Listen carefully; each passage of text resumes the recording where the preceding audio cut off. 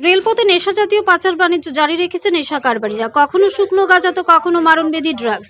নেশা জাতীয় cough syrup কিছুই বাদ যাচ্ছে না নেশা কারবারিদের হাত থেকে। সব মিলিয়ে নেশা পাচার বাণিজ্যের একমাত্র হাতিয়ার করেছে রেলপথকে। তবে রেল পুলিশের হাতে বারংবার ধরা খেয়েও তাদের পাচার বাণিজ্য প্রতিনিয়ত জারি রেখেছে। এবার ধর্মনগর আরপিএফ এর তল্লাশিতে উদ্ধার হলো নেশা জাতীয় কফ সিরাপ।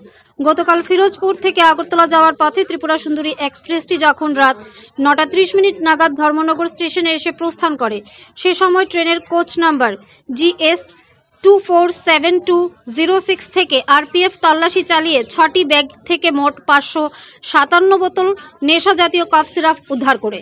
ধর্মনগর থেকে নিজস্ব প্রতিনিধির রিপোর্ট, ধর্মনগর। স্যার, আমরা দেখতে পেলাম যে আজকে কিছু কফ সিরাপ উদ্ধার করেছেন ট্রেন থেকে, মানে কি ব্যাপার, কোত্থেকে করেছেন? আমাদের আইজি হিসাবে ডিএসসি স্যারের আদেশে আমাদের স্পেশাল ট্রেন স্কটিং চলছে, চেকিং, কন্ট্রাব্যান্ড, ট্রেন স্কটিং, এসিপি এগুলির জন্য। তো আজকে ট্রেন স্কট পার্টি বদরপুর থেকে আসার সময় ত্রিপুরা সুন্দরীতে পরিমাণ 557 টন কফ সিরাপ ধরেছে, আমাদের হ্যান্ডওভার করেছে। আমরা এটা করে এবং এক্সাইজ ডিপার্টমেন্টকে হ্যান্ডওভার করবো।